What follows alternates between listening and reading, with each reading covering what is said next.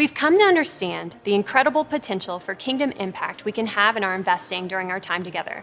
Last session, Andy Crouch helped us understand that money is a tool. It can be used for good, but it can also get the best of us. During our time today, we want to help clear something up about our true purpose here on earth. We only get a short time to come to terms with this important truth. It's not about you. That's the very first sentence in Pastor Rick Warren's book, Purpose Driven Life. He goes on to explain that the quest for personal fulfillment, satisfaction, and meaning can only be found in understanding and doing what God has placed us on earth to do. This ultimate purpose is not about ourselves.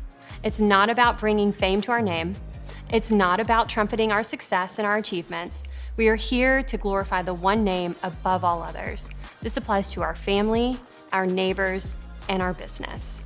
And this also applies to our investing. But if we were to look at this part of our lives with more intentionality, would we be able to conform more to the heart of God? Like I said before, this isn't meant to be prescriptive. There isn't a one-size-fits-all approach. How we go about making an impact is varied. It could look different in the private markets versus the public markets. Personally, I believe in the power of business. It can either create harm or create compelling value for the world. That's why I believe Christians should avoid investing in companies that are causing harm and instead seek to invest in the companies that are promoting human flourishing. I also believe that there are wonderful ways for us as shareholders to engage with the companies that we're investing in. The beauty of the faith-driven investing movement is that all Christians have the opportunity to bring their faith, convictions, and biblical understandings into the conversation. You might reconsider your approach to public market or private market investing. Maybe you give more.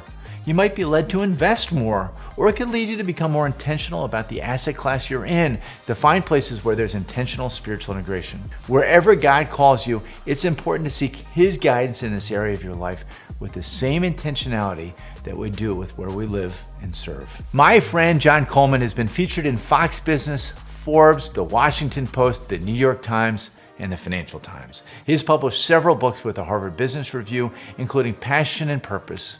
He has some great insights to share on this subject. Let's watch. In a commencement speech to Kenyon College, the writer David Foster Wallace offered a wonderful little vignette. Two little fish are swimming through the ocean when they pass an older fish who tips his hat to him and says, "Good morning, gents. How's the water?" The two little fish continue to swim past when one fish looks at the other and says, "What's water?" The moral of the story, of course, is that sometimes the hardest things to see are those that surround us every day. And that's true, I think, of financial assets in the broader world. If you look at the world of financial investments today, there are more than $120 trillion in managed assets around the world. And those assets touch almost every facet of our life. They finance the big companies that we're all familiar with, companies like Coca-Cola or Home Depot or UPS in my hometown of Atlanta, down to smaller companies that use debt or equity financing for the local yogurt shop or deli on your street, for the iPhone in your pocket, for the clothes that you wear, even for the mortgages that you take out on your home. This world of managed assets is all around us every day, shaping the culture in which we live, and yet we rarely think about it. However, much of the mainstream world, particularly the investing world, has woken up to the idea that this financial capital all around the world shapes our culture in meaningful ways and has spurred a renaissance in what we think of as values-based investing, or what much of the mainstream world calls environmental, social, and governance investing, ESG. This is where companies or institutions or investment management firms really think about the values that they hold dear and try and action those in the investments that they make. Within the ESG framework, environmental concerns often involve things like combating global climate change, putting in place environmentally friendly standards in real estate development opportunities, thinking about the carbon emissions of the companies with which they work. The social framework also thinks about the social impact of that capital on communities, whether that be the diversity of the employee base or whether there are human rights abuses or human trafficking in supply chain. And the governance part of that, the G in ESG, thinks about how those companies are led, whether that's just the separation of the CEO and chairman roles within a boardroom or the diversity of the board itself. There are more than $40 trillion in those assets around the world right now, and most mainstream investment managers and mainstream institutions are using those principles to shape the world in meaningful ways. This looks like a variety of different strategies. On the far end, there's negative screening, something with which we're almost all familiar, which is where you exclude holdings that you feel are misaligned with your values from your portfolio. And yet it's expanded far beyond that to include a variety of positive tools. There's positive screening, where you look for characteristics in a company that you actually care about, that you want to promote. There's thematic investing, which you overinvest in industries or segments that you want to see grow, like renewable energy. There's activist investing, where public companies will find activist shareholders who come in and try and rejuvenate their cultures. And there's broad-based ESG stewardship, where almost every major investment manager in the world seeks to align their voting preferences in public companies with the types of values that ESG promotes. All told, this comprises a comprehensive framework by which major institutions and investors seek to engage with the world. And that engagement is in a very concentrated set of hands. If you look at the top 10 asset managers around the world, those 10 asset managers now control more than 30% of the S&P 500 and a similar percentage of investments broadly in the world. There are 10 asset management companies who control almost a third of the investments in the world. The top 3 of those asset managers, State Street, Vanguard, and BlackRock, control almost 20% of the S&P 500 and comprise collectively the largest shareholder in 88% of the S&P 500. And almost all of those firms have some concentrated group thinking about the values they're expressing in their investments. At BlackRock, for example, there's a team of more than 50 ESG specialists who think about aligning their investment dollars across trillions of dollars of different investments with the values that they and their clients hold dear. And it's not just the largest asset managers who are doing it. If you look in the smaller asset management world, there are a variety of niche investors who are seeking to change the world through the values of their investments. One of the greatest examples from last year was a small firm less than $500 million called Engine No. 1 that, with a 0.02% stake in ExxonMobil, managed to effectively take over the board agenda of one of the largest public companies in the world. By rallying larger investors like public pension plans and some of the asset managers that we mentioned, Engine No. 1, with this tiny less than 1% stake, was able to gain 3 board seats at Exxon on an agenda trying to seek to more closely embed climate change principles in the governance of that company. And there are countless examples where smaller asset managers have made a big difference on the companies in which they operate. Unfortunately, even as this idea has grown in the mainstream, it's lagged amongst Christians. Christianity and Judaism and Islam have this remarkable history of impact or values-based investing over the last 5,000 years. In the ancient Jewish scriptures, there were tons of admonitions about how to align your financial activity with the principles of your faith. Similarly, in Islam, Sharia finance has risen up throughout the course of the history of that religion to dominate the way in which Muslims think about stewarding their financial assets. Christianity talks about in the New Testament scriptures the way in which we should seek to steward assets. And a few hundred years ago, the founder of Methodism, John Wesley, laid out some of the first negative screening principles, excluding things like alcohol, tobacco, and firearms from investment portfolios, a series of criteria that stayed largely consistent for Christians to this day. It was even the Episcopal Church in 1971 who really ignited the modern activist or ESG movement when, holding less than 1% of General Motors stock, they launched a campaign to change that company's activities in apartheid South Africa that really catalyzed the movement on apartheid generally and in corporate engagement generally that gave birth to this modern ESG movement. And yet, if you look over the last 50 years, Christians and faith-driven investing have either stagnated or declined, even as mainstream values investing has risen. Today in the United States, there are more than $50 trillion in public equities, and yet there are only about $28 billion of explicitly faith-driven investment strategies in U.S. public markets, most of which is just negative screening. Comprehensively, there are somewhere between $100 and $250 billion in faith-driven investing globally, despite the fact that Christians must control somewhere on the order of $20 to $40 trillion in financial impact. Effectively, as the rest of the world has woken up to this idea that their values can be expressed in their investments to change culture, Christians have often relegated that responsibility to their mainstream counterparts, rather than developing a distinctively faith-driven approach to those topics. That doesn't have to be the case.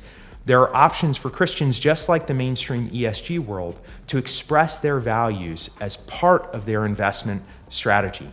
That can look like negative screening, certainly, but it can go beyond negative screening to positively screening the types of characteristics we want to see in companies, those that we think encourage love of neighbor and human flourishing amongst employees, customers, and suppliers. It can move into things like activism and ESG engagement, where we vote proxy shares, where we try and influence the agendas of public corporations and private companies through voting our shares and through issuing letters to those boards, something that many ETF companies are now taking on. It can look like concessionary impact, where we explicitly place mission above financial returns in our priorities and seek to fund initiatives that might otherwise not be funded.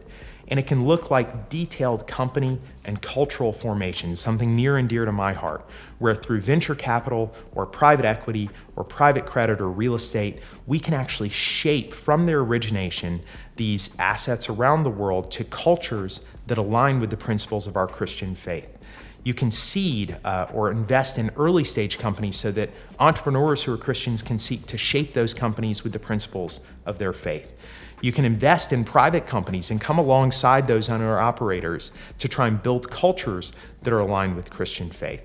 We've seen this amongst a number of companies in the United States and around the world, and they create better cultures for employees, but also create cultures that are their competitive advantage and outperform from a financial perspective others in the marketplace.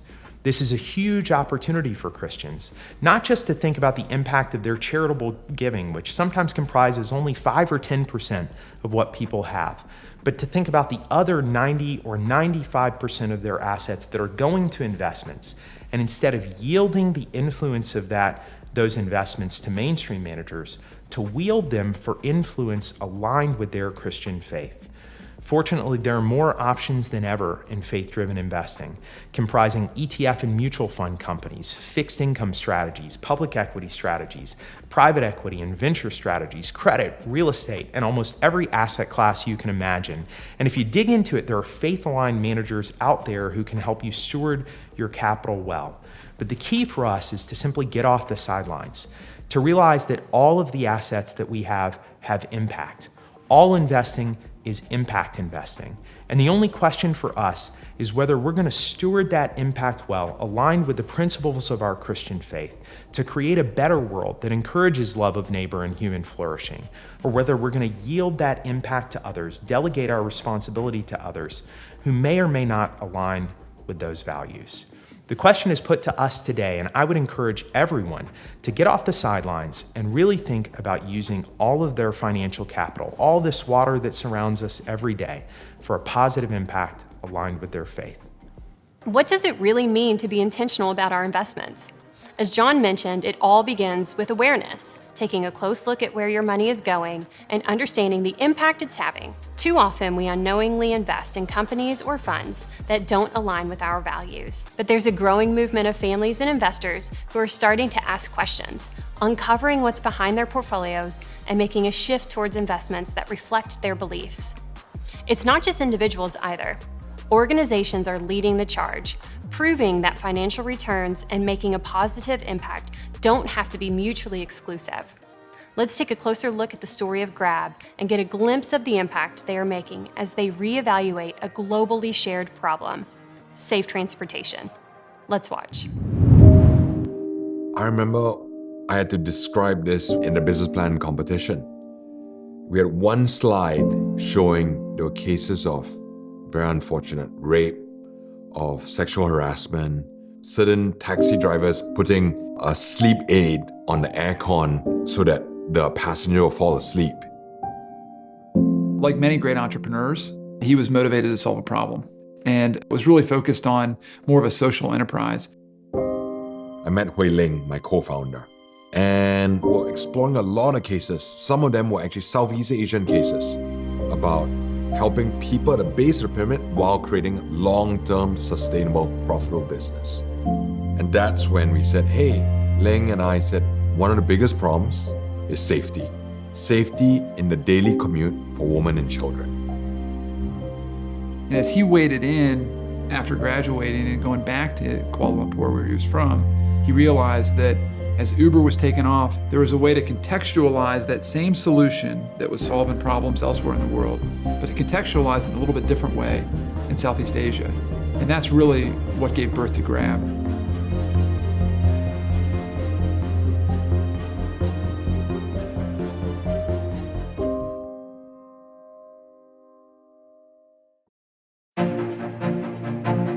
Grab is a super app that provides services across ride-hailing, food delivery, grocery, and financial services.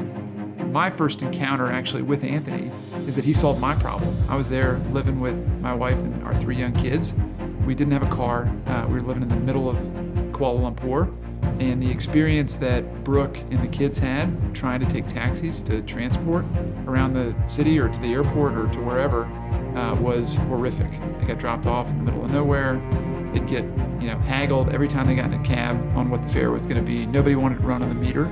And Anthony solved that problem for our family. And as I dug into what is this thing that we're using that's actually kind of like Uber but different, that helped me understand that oh my gosh, there's actually a believer who's building this company that's actually benefiting our family in some extraordinary ways. So every service we do, whether it's ride-hailing, whether it's food delivery, whether it's grocery delivery, whether it's loans or lending services, whether it's deposit micro savings, every one of this you can see it empowers the bottom of the pyramid to anyone and everyone in between. So today we empower over 9 million everyday entrepreneurs, from drivers to merchants. Some we make up 100% of their daily earnings, some we make up 20-30% of their daily earnings, all across the region. Most of us are consumers, but just think about the millions of merchants or micro entrepreneurs that rely on Grab every single day for every part of their life, including their livelihood. That was our entire thesis, was we came from many governments in the region that would give out aid, handouts. I remember when Ling and I first trained our first set of drivers. They've never seen a smartphone before. I talked to them, I said, look, you just pay $1 a day to us. We will let you have this smartphone and they could earn an income. And I remember it was the first time this concept of, we're not gonna give you an aid, we're gonna give you a fishing rod to help you fish and feed their family through their earnings as a driver. And they did it themselves, and that gave them self-pride and self-respect. It's something I don't think handouts can do.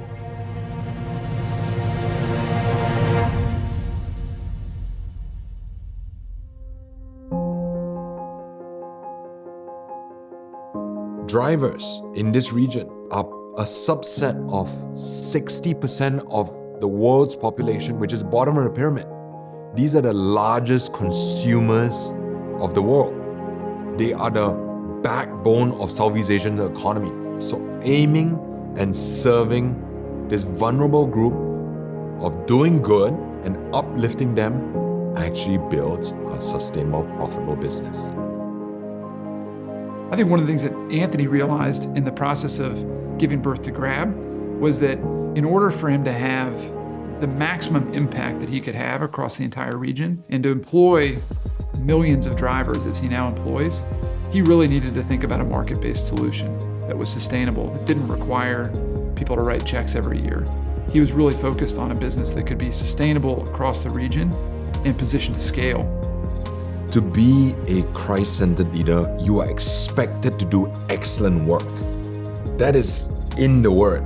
This idea or this fallacy, I would say a myth, that by doing good, you actually deliver below returns. In fact, I would argue and I strongly believe in the total opposite. Today, our whole business model has been serving the underserved. Whether it's women and children who needed safety. We've built a ride-hailing, very profitable business. But how did it start? Because we founded on serving the underserved. Because we had to figure a way how to make money by serving, and I'll tell you it's hard to serve the underserved, to serve the underbanked, and make money. You had to invent. You had to move the efficiency frontier or the productivity frontier. But how do you shift the frontier is by invention, by reinvention, by innovation. So it forces you to invent. And they were creating an experience in a market that today feels like as common as, drinking water, when at the time, it's like people said, oh, why? I wouldn't need to use an app to call a taxi. I can just call this number. I've been doing that for 20 years, right? They have to change behavior. And they did so at rapid speed. We've become customers' number one choice by staying close to the ground. Just yesterday, I was talking to the driver. I was saying, hey, why do you have another app? Tell me why. And after that, I called my CPO after that and then said, hey, let's brainstorm finding ways how to figure a way how to gain more loyalty from drivers like these. At a group level, every new grabber who comes in has to do onboarding. Onboarding means immersion to ground truths, meaning go down to the ground, go and deliver food yourself. Go and ride with a driver partner if you can't drive yourself. Go and be a merchant, sit beside a merchant and operate the merchant app yourself. So that orientation, that onboarding helps create empathy for the customer, for the merchant, for our customer service agents. Anthony has incredible grit and belief in what he's doing. I mean, his entire body, his entire being is that belief in the value he can create for millions of people, the livelihood that his platform can create for millions and potentially billions of people in the future. The connotation that we all have in our minds when you think about a CEO comes through really quickly. Within 30 seconds of meeting Anthony, I knew I wanted to invest. What Anthony communicated was both an extraordinary level of confidence and competence, and also what we needed to do together, what the us was in Grab, and that sense of something that was way beyond what Anthony, as impressive as he was, but way beyond what he could do individually. That was contagious, and that allowed him to aggregate a level of talent in that company that for us as an investor, it's the least diligence I've ever done on any of our investments. When we went public, it sent a world statement. And I remember going, I kept looking up. I was just pointing up, look up, folks. It's all him. I didn't do this. 100% him. The significance is that how a company that was founded in Kuala Lumpur, Malaysia, could take world stage on a US public stock exchange, all took place in a way whereby we honored him in all that we did. And we have shown that you can be in this world but not of this world, and yet do his work and yet build a great business that has affected positively to nearly 500 cities across Southeast Asia. In a region that most people, when I first went to college in the US, didn't know where it was. And it shows you the potential of entrepreneurship. It shows you the potential of the region and how our micro entrepreneurs and everyday entrepreneurs are taking world stage. But it also shows you that following God's word can create massive world-changing impact.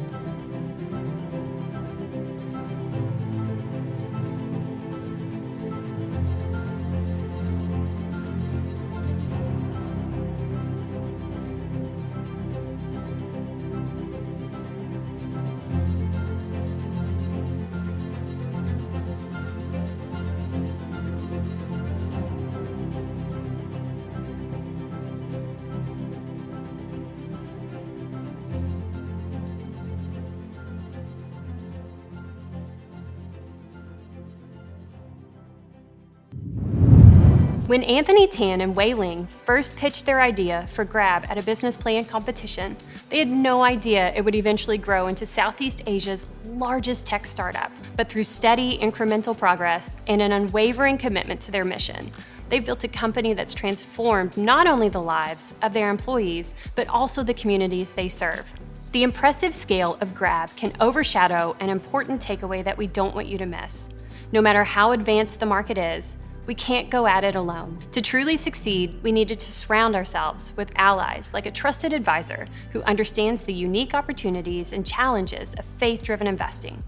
To help with that, we've gathered a list of advisors and fund managers on our website.